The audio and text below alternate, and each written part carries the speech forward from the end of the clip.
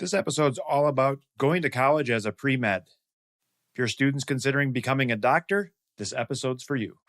You have kids, they grow up, and before you know it, it's time to plan for college. Where do you start? How much is it going to cost? Will you qualify for financial aid? Should you be looking into scholarships? When will you be able to retire? What about student loans? The list of questions is never ending. The good news is, all the answers are right here. Welcome to the Taming the High Cost of College podcast. Here is your host, certified financial planner, Brad Baldridge. Hello and welcome to Taming the High Cost of College. I'm your host, Brad Baldridge. Today we have a great interview with Chirag Semason. He is a consultant that works with families and helps them figure out undergrad and graduate level for medical programs. So he's going to give us a lot of great insight. So if you've got a high schooler that's thinking pre-med as one of their options, there's a lot of great information in this episode, understanding how medical schools work and understanding what it takes to get into medical school, as well as your undergrad, to kind of make it all fit together to get to your goal of becoming a doctor. There's a lot of great nuggets in here. I would listen to it more than once, and maybe with your student as well. Again, because pre-med for many families is a little bit of a black box. Now, again, if parents or other close relatives are in the medical profession, they may have a better understanding and be able to coach students. But I think in general, there's a lot of great information in here that many parents just aren't going to be aware of. As always, all the stuff that we talk about in this episode will be available in the show notes. So you can go to tamingthehighcostofcollege.com/145 and get links to websites and other information that we talk about. All right, let's go ahead and jump into the interview. All right, today I'm sitting down with Dr. Chirag Semason. He is the owner and operator of Semason Academic Consulting. Welcome, Chirag. Thanks for having me, Brad. Good to chat with you. Yes, so we've known each other for many years, and I know you get involved in quite a lot of areas of educational consulting. But today I want to talk a little bit about your focus where you help families, and I guess more specifically students, work through the medical, on their way to being a doctor program. And I'm going to actually tap your expertise. So can you tell us a little bit about what maybe is new or changed in the medical fields as far as in the last few years? Yeah, and it's always tough to answer that question because things move so quickly in the med school admission space, Brad.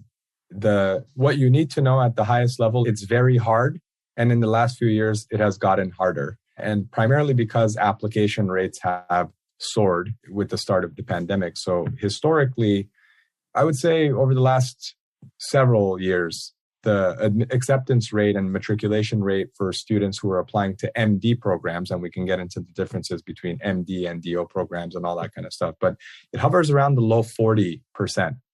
And so most students who are applying to MD programs in the United States are not getting in anywhere. So it's very difficult. And then the application rates shot up. And so that dipped in the last cycle or two. So it's just getting more and more complex. And then the expectations change, over time about what schools are looking for as far as service orientation and all that kind of stuff. It's not just about grades and research and, volunteering hours and things like that. That's more complex. MCAT expectations change. Some schools went test optional with the pandemic. There's the rising popularity in some programs for BSMD, which are direct medical programs where students get in from high school, though the number of those programs is going down. So there's a lot of things in flux right now, and there are a lot of challenges with getting into medical school. So lots of different directions to go. Right.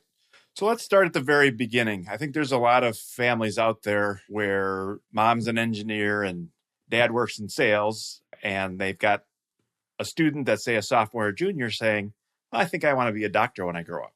Obviously, if you're not currently a doctor, you probably don't understand what that means, both from what does a daily work life look like, which I think students need to understand, but also what is the education path and what is expected. Again, as an example, I know it's beyond a 4-year degree. So what's required to get accepted typically, and when do you start working towards that? Is that something you're doing in high school already, or how does that work? It depends on the path you want to take. And so it's important to cover the different paths. And Brad, you mentioned something about, the parents being in a different field. Let's say they're in sales or engineering or whatever the case might be. There's that situation where the parents don't know. Maybe the parents are physicians, but they went to medical school 20, 25 years ago, and the game has completely changed. Or they're immigrants to this country and they just don't know how, the college system works, let alone the medical school system. So this is something that we deal with every single day. So for sophomores and juniors, I think we should back up and, talk about the different ways to go to medical school. Let's first talk about the traditional route. The traditional route is going to college, getting a 4-year degree, a bachelor's degree, and then going to medical school, which is another 4 years, followed by residency. And residency, for the vast majority of situations, is going to be somewhere between 3 and 7 years. This is after medical school. So after high school, it could be anywhere from 11 to 15 years. And that's assuming you don't take any gap years between college and medical school. So it'll be 8 years after high school. Let's say you go straight through from college to medical school. So 8 years post high school, you'll get your physician's degree. But then to become an attending level physician, one who is fully licensed and all that kind of stuff, that's going to be 11 to 15 years total post high school, assuming you don't take a gap year. And many students take a gap year now between college and medical school just because the admission requirements are so difficult to meet. You can meet the requirements technically, but your grades might quite be there or your extracurricular activities are lacking in some way. And so you need that additional time. That's the traditional route. Right. The less traditional route, but still a way to, get your physician's degree, is to do a direct med program. A direct med program is otherwise called a BSMD or a BAMD or a BSDO or a BADO, depending on the type of bachelor's degree you would get or the type of medical degree that you would get. And that's essentially where you get into a joint program during your senior year of high school that will take you from undergrad to medical degree in 6 to 8 years, though the vast majority are 7 to 8 years. And these are really attractive to some families because medical school admissions is so difficult.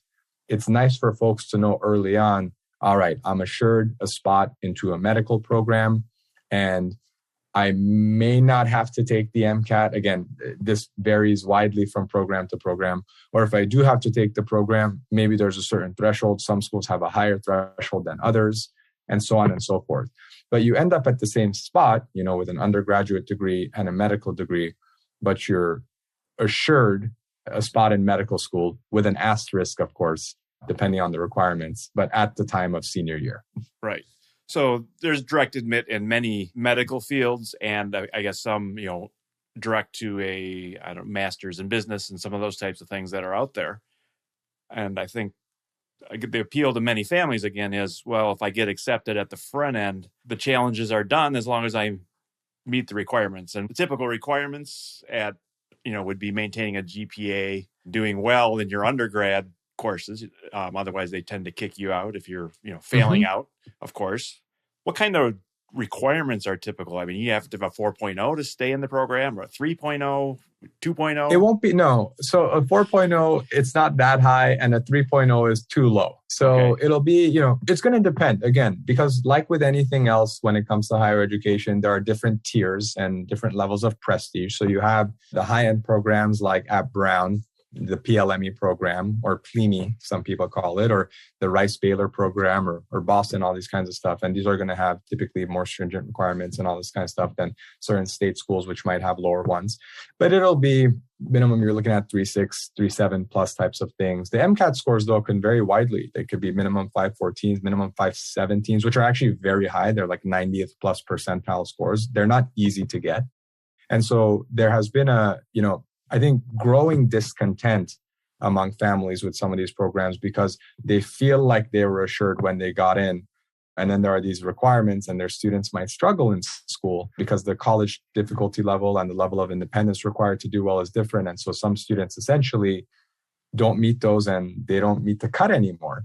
And the big issue is a lot of these direct med programs, maybe the undergrads weren't as strong or aren't as strong as some of the other schools they had gotten into at high school. So now they're having to apply via the traditional route but coming from a less prestigious undergrad. And they chose that undergrad because they thought they were assured a spot. So it's a very tricky situation. And then it gets a little more complicated because there are stories of some schools where the student got into the BSMD or, the direct med program, and midway through the school changed the requirements. And so some students who thought they met the requirements no longer did. And now there's legal action taken by families and students applying out, or there are situations where you're assured a spot and then you go and you get a 4.0 and you ace the MCAT. The MCAT's like the standardized test for medical school. And now a student wants to apply out and they're like, oh, I know I have the spot assured. Let me try my luck at other top 20 programs.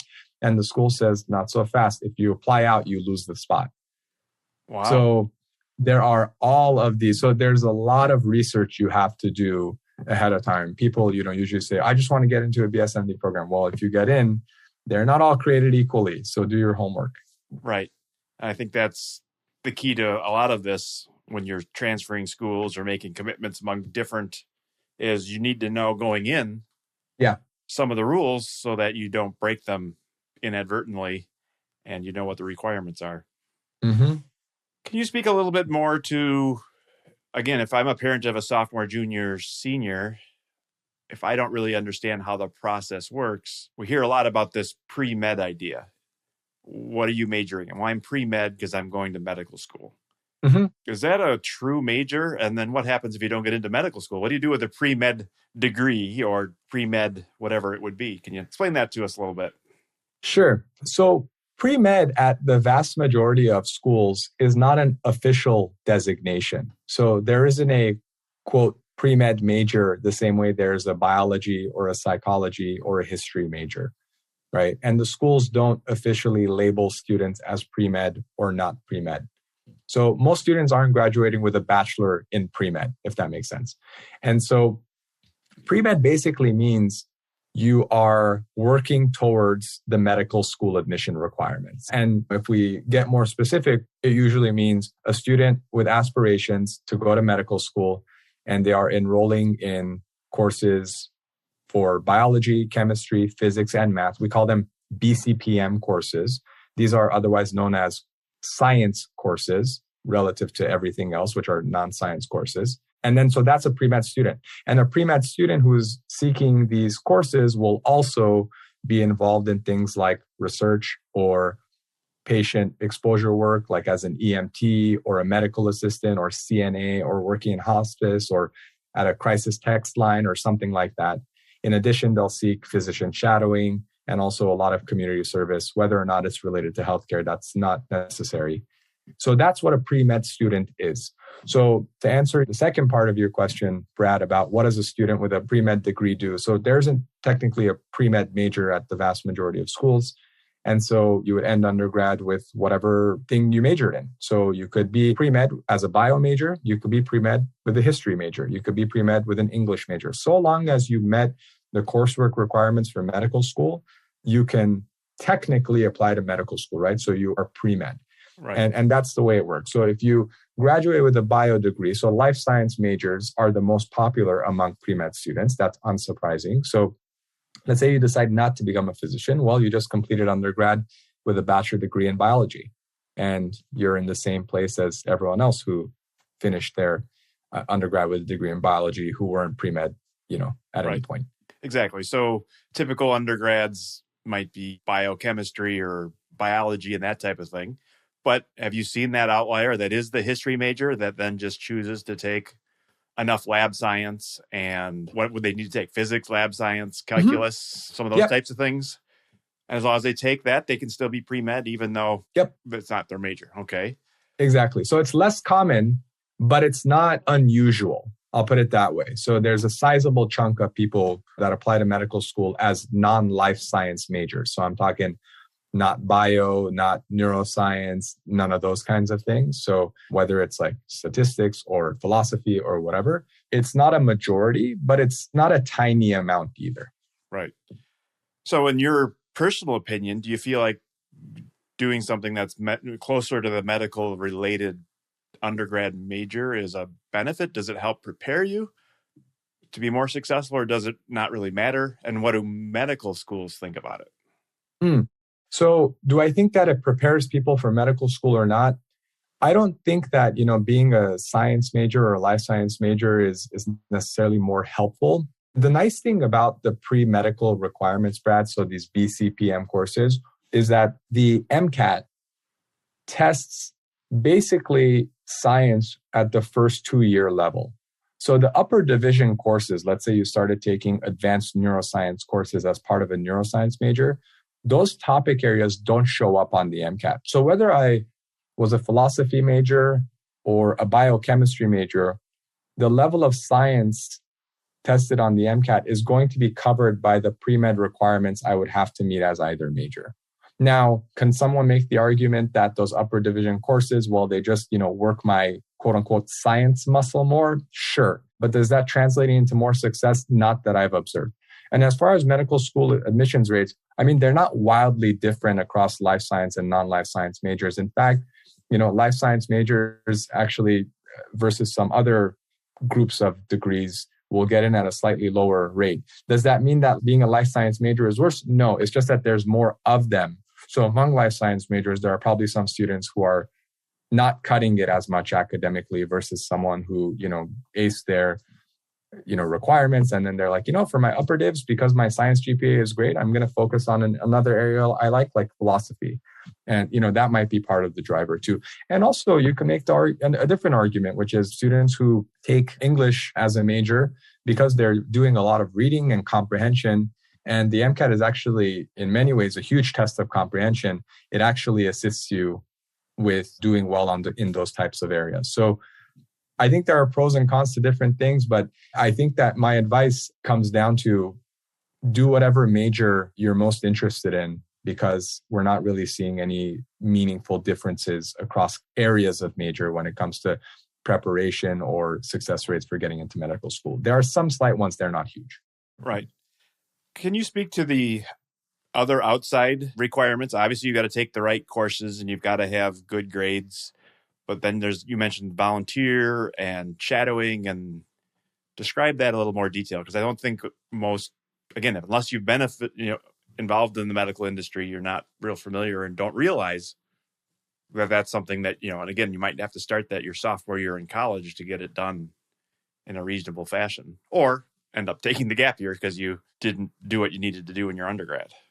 Yeah. And the gap year thing, the average age of matriculation into med school these days is somewhere between 24 and 25 years old. So a lot of students are taking gap years. And then you have some students who bring up that average age a little higher because they are non-traditional. So you might have a 28-year-old who goes into accounting and says, gosh, I always wanted to be a doctor. I went into accounting, but, my heart always stayed in medicine. Now I want to go to med school. Or someone who's 40 years old and who knows, ran a donut shop for a lot of years. And now they're like, you know what, I'm going to make a complete career change. Who knows? There are all sorts of people out there. As far as your question goes, Brad, about people who are going to go to medical school and they know in high school or they know at the start of college that they want to go there, what do they have to do outside of academics? So we all know that GPA is important. We all know that the MCAT is important, but that's just the numbers. Those are just your stats. What's also hugely important is your extracurricular profile. So what you're doing outside of the classroom. And there are 4 main pillars to extracurriculars for medical school. Pillar number 1 is physician shadowing. Number 2 is direct patient contact. Number 3 is community service. And number 4 is research. And so now I'll go into each of these areas. And, shadowing is the first. And I'll cover that the first because it's the easiest to cover. It's also the least important of the 4. So it's one of those things where you have to get it, but getting it doesn't impress anybody. Right. Okay. So you want to have about 50 to 100 hours of physician shadowing. And physician shadowing, for those who aren't familiar, is essentially observing a physician in their work. So you might shadow a gastroenterologist or a heart surgeon or a pediatrician. You essentially follow them around, observe what they're doing. And that shows the medical schools that you know what a doctor does. You've put some time into figuring that out. Ideally, again, like I said, 50 to 100 hours. If you get to the 100-hour mark, you should definitely stop. And if you have 2 to 3 specialties that you've observed, that's sufficient. So someone who gets 200 hours or 300 hours, After 100 hours, it's really diminishing returns. You're not using your time wisely. I don't necessarily recommend getting more than 100 hours. Now, the second area is going to be direct patient contact. So direct patient contact is when you are the one involved in care provision. In other words, you are the one directly providing care to a patient. And then people ask a lot of, well, how's that different from shadowing and all this kind of stuff? Well, and so one of the adages around this, it sounds kind of weird, sounds kind of gross, but I'll say it anyway. It's so close you can smell them. So close to the patient where you can smell them. Right. And I don't know where this came from, but that's something that people say. And that's also a little bit tricky because now that we've entered a digital care space or remote care space, well, I don't know, Brad, I've never smelled anybody through a computer or over the phone. So it's not going to work as well. But let's talk about some traditional ways of getting direct patient contact and some newer ways that have come out in the remote age. So traditional ways are going to be some hospital volunteer programs have like a care extender program or a special program for undergraduates of that school where, you can apply and get it and you help around with the hospital providing direct care to patients. But then if you want to become a more essential healthcare worker where you're going to be more protected against things like a pandemic where they say, all non-essential healthcare workers, you're out for now. To become more essential, you can get a license like an EMT, emergency medical technician. You ride around an ambulance, help people get them to the hospital, etc. An MA, a medical assistant, a CNA, nursing assistant. You might work in phlebotomy, although that's usually not as powerful because, it's a little bit quick. Someone comes in, take their blood, they move on and so on. Or you might work in a hospice or assisted living facility. But then in the digital age, two things that have become very popular, especially among students who love mental health care, are number one, working at a crisis text line. So someone's experiencing, severe depression or anxiety. They get in touch and they want a listening ear, so to speak, or a suicide hotline. Someone's having suicidal thoughts. You validate what they're going through, get them to the right care place, stuff like that. So these are options that have come up. And then there's international volunteering opportunities where, you might go to a different country and provide work through clinics there. There might be religious organizations who put this on. There might be other programs that put this on. And these are all ways to get direct patient where you are the one providing direct care. Now, there's almost a subcategory of that, which is called scribing, which is very popular among pre-meds. And you're essentially taking notes and transcribing things that's happening between the doctor and the patient. I don't love that as a primary patient exposure experience because you're not the one directly providing care. It's much more involved than a shadowing. So that's somewhere in the middle, in my opinion. So that's direct patient contact. People always ask me, well, how many hours should I get?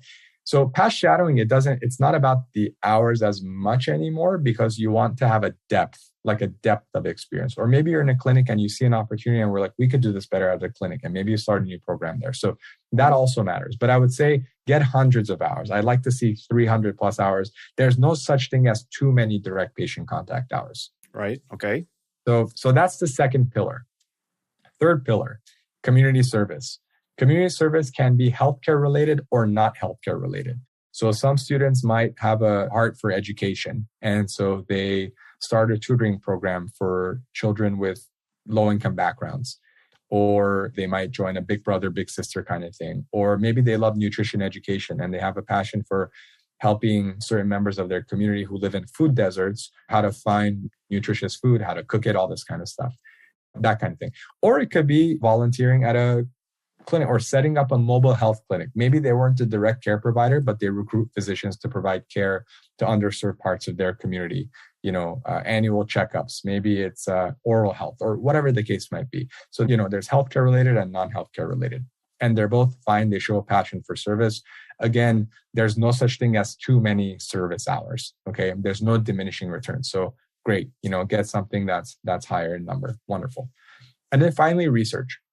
So research, some people love research. Some people really don't like research. And I get it.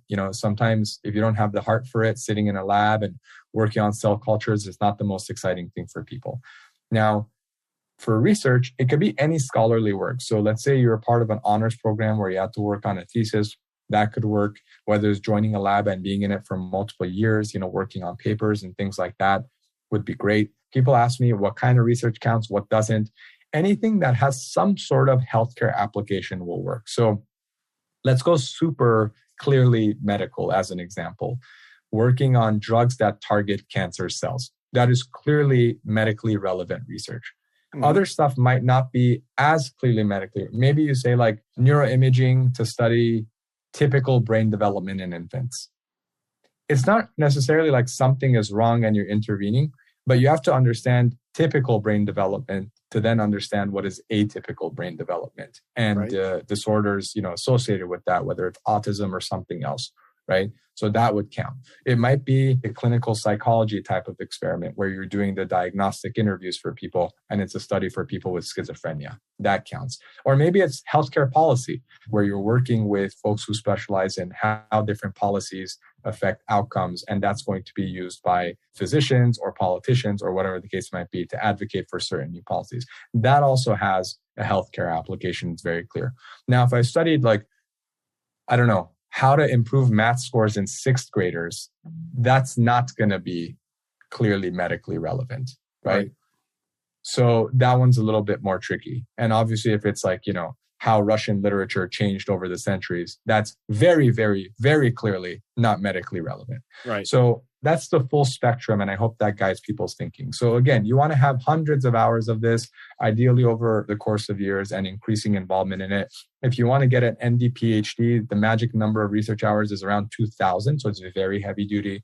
And that will show you the full spectrum of like the minimum you need to do, all the way up to if you're going for these top 20 MD, PhD types of programs. Wow. Okay. So what is an MD, PhD program? Most people probably have not heard of that. Yeah. So an MD, PhD program is a dual degree. So you spend 7 to 8 years in medical school, where typically the first 2 years is like medical school with everyone else. And the last 2 years is like the third and fourth year of medical school. But then in the middle, you're in a PhD program. And you come out of it as a medical scientist. So you have an MD degree and a PhD degree. A lot of these programs are actually federally funded MSTP programs, and your tuition is paid. So it's longer, but you come out of it with an MD and a PhD, and your tuition's covered. So it's really attractive. They're very hard to get into, but they're very attractive to people who really love research. And the goal is, your typical physician does not have an MD, PhD. So if you go to an MD next week, don't ask them, why don't you have a PhD? It's not a very common thing. So this is usually for people who want to go into academia and who want to lead labs and do this kind of work. Right. So the top tier cancer researchers and those types of people might have that type of degree. They might. So if you at a place like a UCSF or a Harvard or a Vanderbilt, all these people who are doing a lot of breakthrough medical research, you're more likely to find MD, PhD folks there than you are at your local community hospital. Right. Okay. So you just mentioned, 100 hours here, a few hundred hours there, up to 2,000 hours. That seems a bit overwhelming. Yep. While you're also doing your typical undergrad. How on earth does the typical student do it? And because you're going to need to be doing that, does that change what you do as a high school junior? Yeah. So the reason I talked a lot about, especially on the research side, about ranges is because I want people to understand that there's a whole, we talk about med school and, at a high level, these two routes, you have direct med and traditional. But within that, there is so much variance, right? So for people who go the traditional routes, they're 4 years in undergrad. Like with colleges, there are tiers of medical schools, right? So there are some that are going to be more competitive to get into than others. And some are and those ones that are more competitive, they're going to have higher average stats, right? There are going to be higher expectations when it comes to your GPA, higher expectations when it comes to MCAT, same thing with extracurriculars. So a lot of times when we hear about these low acceptance rates and also what some of these students are doing to get into top tier schools, it can be very intimidating and discouraging where we're like, well, I don't have a 3.9. I don't have 4 publications. I'm not a genius, but I do well in school and I've done a lot of service work and I just want to be a doctor. Like I'm not trying to cure cancer, but I want to serve my community. Is there a place for me in medical school? And the answer is yes, absolutely there is. And we help people who have, top end stats and their goal is top 10 medical schools. We also help people who are, maybe their stats are more on the MD versus DO borderline. And DO degrees are doctors of osteopathic medicine versus MDs, which are doctor of medicine. That's the difference in the names.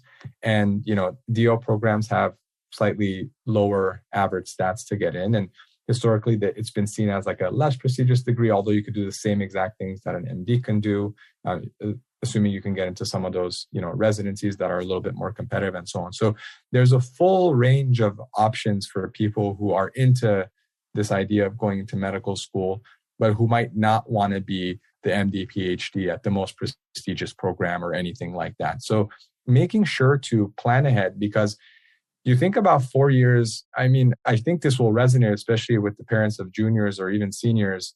High school flies by. Right. Every parent can remember when my kids started high school. Oh my gosh, what? We're talking about college applications already, or financial aid and stuff like that. In the same way, college is 4 years. It flies by. So having a 4-year game plan of what courses I need to take, what to do in my first year for extracurriculars, physician shadowing, and working my way up that extracurricular ladder. By careful planning early on, you can do it. And if you need to take a gap year or two, there's nothing wrong with that. It's fairly typical actually to meet the requirements. So assuming this is where your heart is, there's a game plan for you. It's just figuring out how you want to approach it. Right, for sure. So if I'm shopping for my undergrad school and I think I'm pre-med, are there questions I should ask? It seems like maybe you kind of implied it, that some schools have partnerships and that type of thing that would help you get some of this activity, scheduled, and, they might have the relationship. So it's a little easier to get into the hospital because they send students every year. So you just kind of sign up versus build the relationship all on your own. Yeah. So what kind of questions, or how do you, again, I'm pre-med, I'm a junior, mom and dad don't know much about it. What kind of questions should I be asking as I'm kicking the tires at 5 or 10 different colleges? Yeah. So I'll tell you some of the most common questions that come up, and they're important questions. And I think that some listeners will have these. Number one is, does undergraduate prestige matter? Mm-hmm. If I go to, let's pick schools in the same town.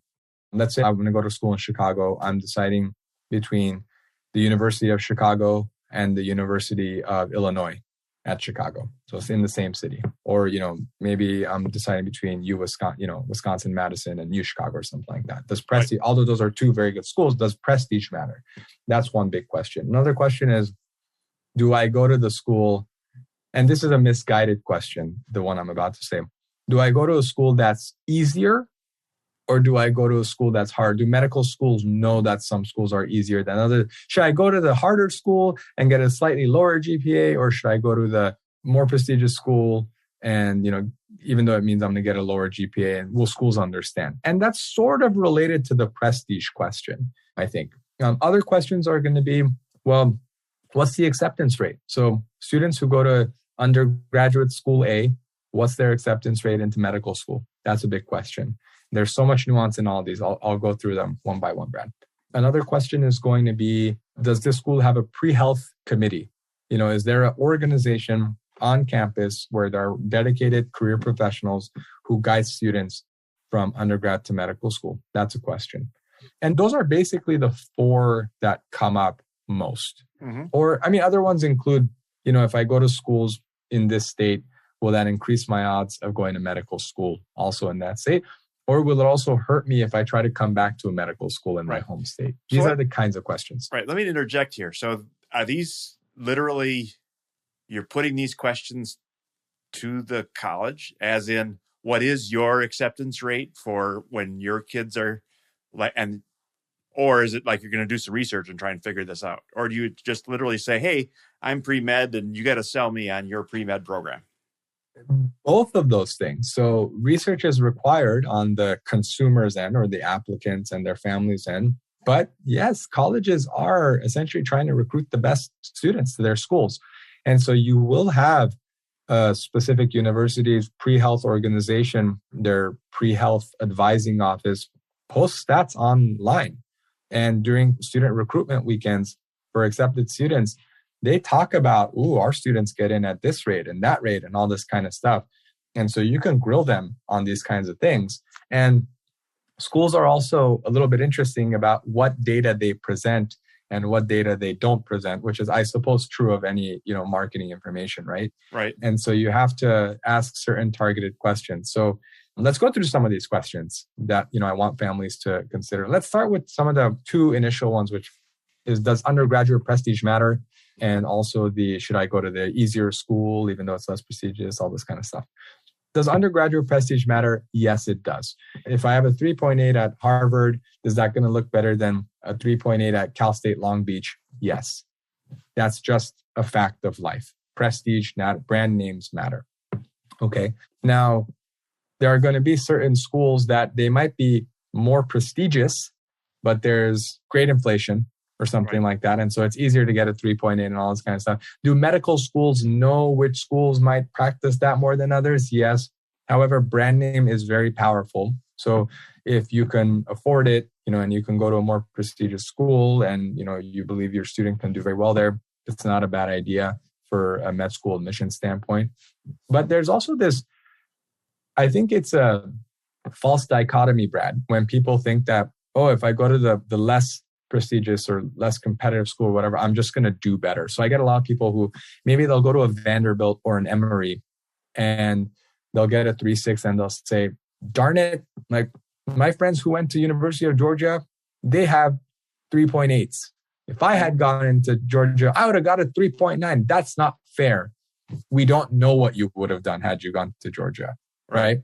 Maybe. So I'm just using an example of, again, two schools in the same state, Emory and Georgia, nothing against or for either of these schools. So these kinds of questions. And my answer is always go to the best school you can get into, assuming you can afford it, and get all A's. What is this? I'm going to go to a less competitive school and do better and all this kind of stuff. Right. But also, this is something that's a privilege, right? Medical school is not a right, it's a privilege. So you're competing with some of the best students. So you have to be among the best, not complain about how it's unfair, how one school is harder and easier and all this kind of stuff. It's not reserved for everybody. Okay. Right. So you got to be awesome. So the other questions are, around, well, is there a pre-med culture at this school? In other words, if I go to a school like UCLA, which puts out the most, where it's the school where the most pre-meds come from. In other words, more students apply to medical school from UCLA than any other school in the country. And there are pros and cons to that. If I land that on UCLA's campus, I'm walking down, seeing the different clubs, you're going to bet there are more pre-med clubs than other schools, right? Mm-hmm. Do this international volunteering, work in South LA, do this, do that, whatever. That's nice because there's an infrastructure in place. It's like going to a country as a tourist and there are a lot of hotels already versus no tourist infrastructure and you can't stay in a hotel or something like that, right? So there's a good pre-med infrastructure. The flip side to that is, boy, there are a lot of pre-meds here. Is it, dog eat dog? Is it super competitive? Am I going to get lost? Am I going to be just a number? I don't thrive in big environments. Well, that's something to really consider. But if you want something that's in some ways turnkey, I walk in and there are clubs available, opportunities available, there's a hospital on campus, all this kind of stuff. That's a nice place to be from an infrastructure standpoint. Although you have to balance that with the competitiveness piece. Versus a school where there might not be the same pre-med infrastructure. And so you have to look for stuff more. But then you could be a big fish in a small pond. There might be professors who are more willing to take on students who are really interested in research, or even though it's a smaller number, there is a very committed pre-med group. And if you join that, you can look to senior mentorship and walking, folks who walk you through and stuff like this. So there's that. And then there's also, is there a pre-health committee on campus? Is there an advisory group? Are there professionals who are paid a salary to help people to get into medical school? Yes. Now, I hate to say it, the quality of the pre-health advising on campus can be so variable. So just because a school has a pre-health advising office, do not assume it's going to be particularly helpful. In some cases it is, and that's wonderful. But unfortunately, in most cases, it's severely lacking. Misinformation, high levels of pessimism, discouraging students from applying, this kind of thing. Which brings us to the fourth point, which is, what is your school's acceptance rate, right? Mm-hmm. You have to dig into that number a little bit more. Most schools who are advertising their pre-med students' acceptance rates are going to say 80 plus, 90 plus %, which are those are very high numbers. And you start to dig into it a little bit more, Brad. You know what you find? There were pre-health advising offices who essentially didn't approve a student's application unless they were more or less golden. Right. And so you say, we'll write you a committee letter. And, but they do that for students who are like pretty good bets. Right. And if you're not a really good bet, they don't write it for you. So they'll say, what do you mean? 91% of the students who applied through our program, got in. It's like, well, how many people did you approve? How many people did you? So you got to dig into this kind of stuff. Right. So that's an interesting gotcha. I want to highlight that a little bit because what you just said essentially is they stack the deck by somehow not allowing kids that they think might fail to even go through the process. So they say, well, if we did let everybody that wants to try go through, we'd be at 50%. But we know who the people who are going to fail are likely. Again, they don't know perfectly, but they just say, well, these lesser candidates, we're just going to slow them down and not even allow them to apply. And then we don't have to report their negative statistic. Yeah. And they might apply still, but just not with the blessing of the office. So let me give you another, an example to demonstrate this. Let's say 100 kids, let's say 500 kids come to me who play basketball and in high school. And I only bring on the team or, even try out people who are 6'5" and taller. Mm-hmm. And then, I have a basketball team of 12 people, 6'5" and taller. 80% of students who play on my team get recruited to play college basketball. Well, okay. You know what I'm saying? So by filtering on the front end, they engage in what's called yield protection.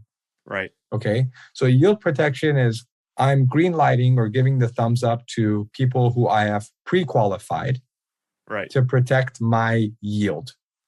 And so that's an interesting question. And so ask people, and not in like a, I'm going to get you kind of way, but just understand, what does this mean? What is this office going to do to help me be among that, rather than it being any, adversarial? That's not the point. But do your homework, ask these kinds of questions, understand what the stat is telling you.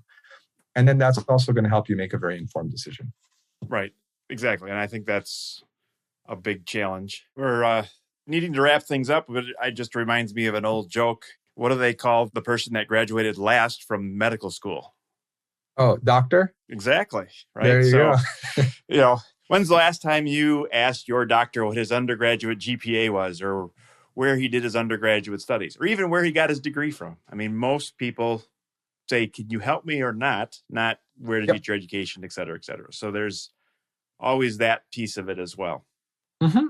All right. Another challenge that I encounter a lot is families that are talking about their student who says, they're going to be pre-med.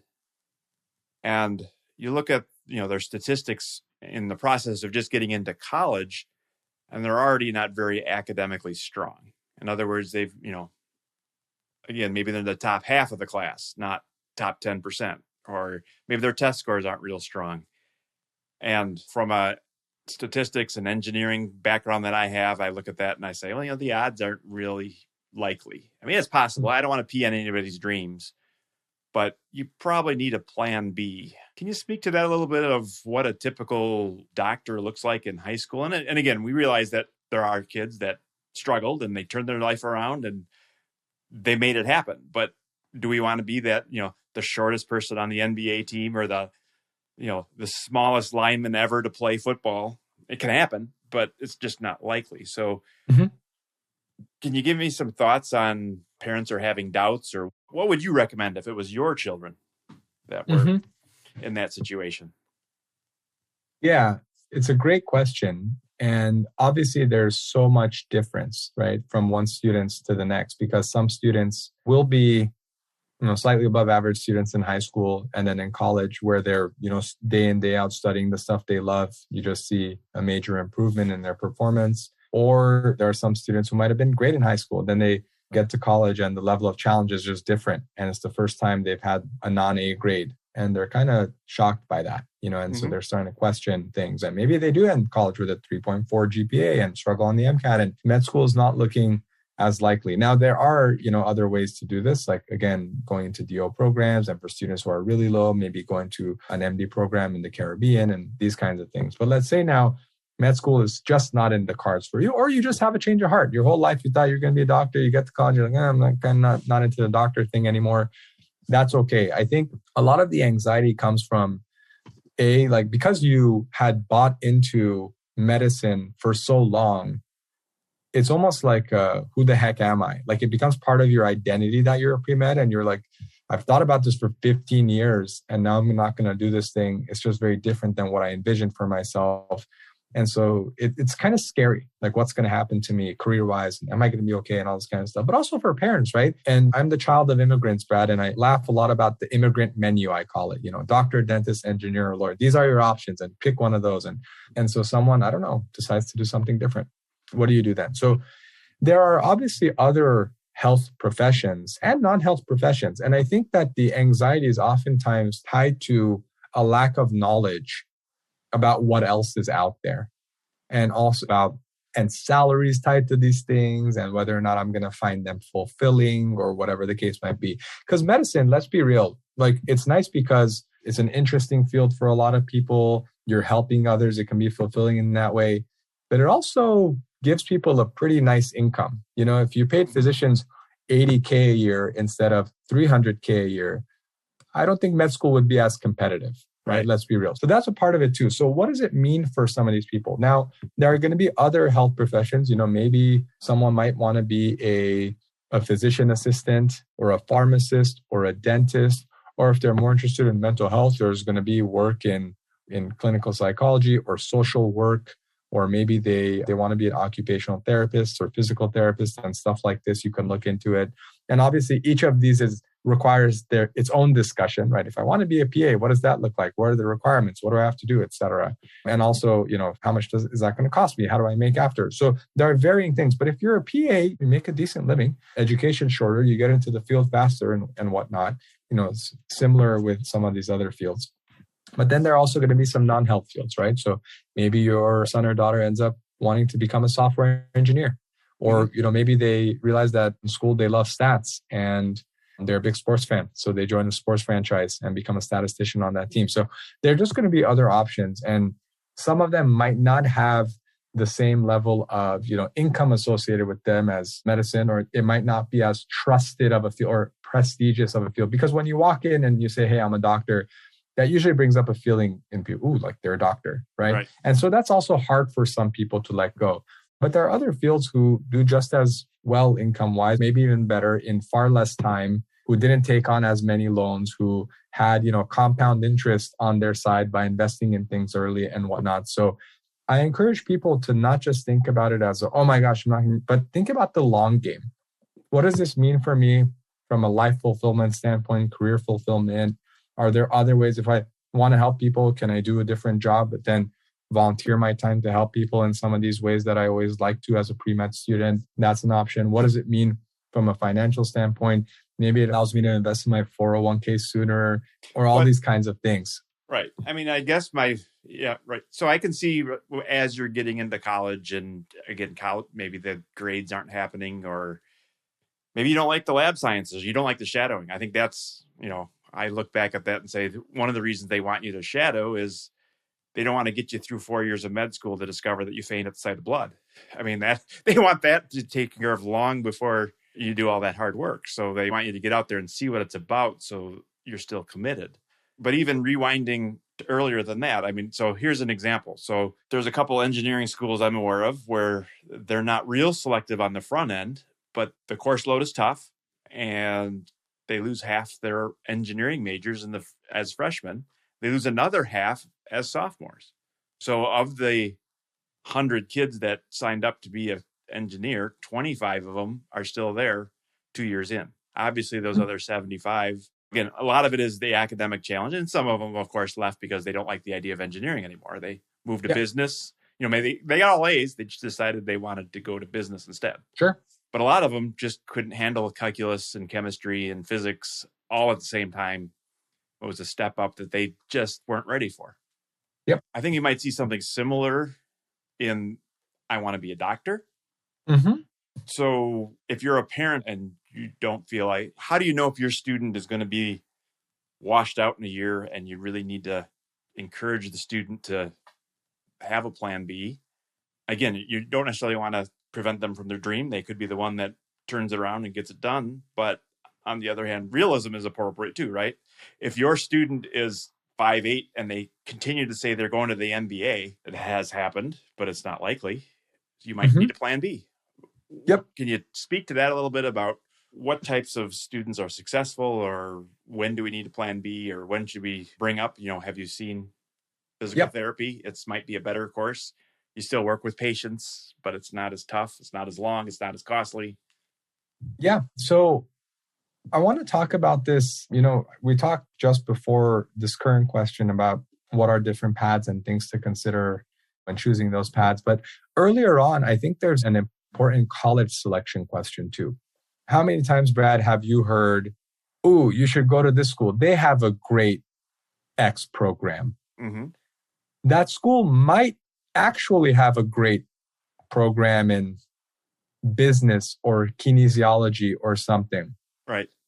But how good is their program in your second, third, or fourth choice major? What if you go there for kinesiology and say, "I hate kinesiology," and now you're, in the business major and it's not a strong business program? So you don't want to choose undergraduate programs based on the strength of one department.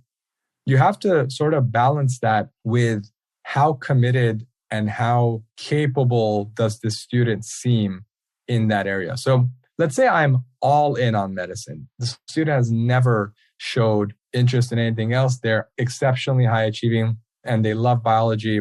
And there's a school that has a great bio program and their other programs are not great. They're okay, but their bio program is very good. I'm willing to take that bet. Mm-hmm. But if they're not great in bio, or they're like, "Yeah, I want to go into medicine. I don't know. I just haven't thought of anything I like more." And they're like, they get some A's, mostly B's. And that same undergrad program might not be a great fit because their odds of not making it are higher than the first student we talked about. Right. So like with anything else, there's a bet you're making here.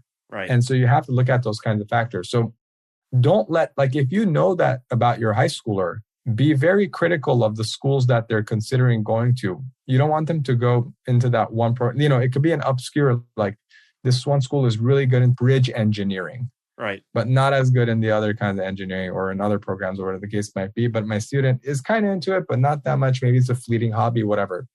And so make that determination. Now, if a student is just like really struggling academically in high school, mostly B's, some C's, and they're getting, their standardized test scores aren't great. I know there's a lot of drama around standardized tests. That's not where I'm going. But the fact of the matter is, you're going to have to take the MCAT later. Right. And ACT, SAT scores, higher scores there are also associated with higher scores on other standardized tests. So it's not like, that's just a blip. Magically 4 years from now, I'll figure out the MCAT. Again, if we're playing the odds, like you said, you used the 5.8 example of someone trying to make it to the MBA. It's not impossible, but it's statistically improbable. Right. And so we have to start thinking about other options as well. Now, the good news, Brad, is the medical school requirements that you might take in undergrad are also similar or the same to other degrees. So if you pursue pre-med and decide I want to be a PA, chances are extremely high you have also completed the PA requirements.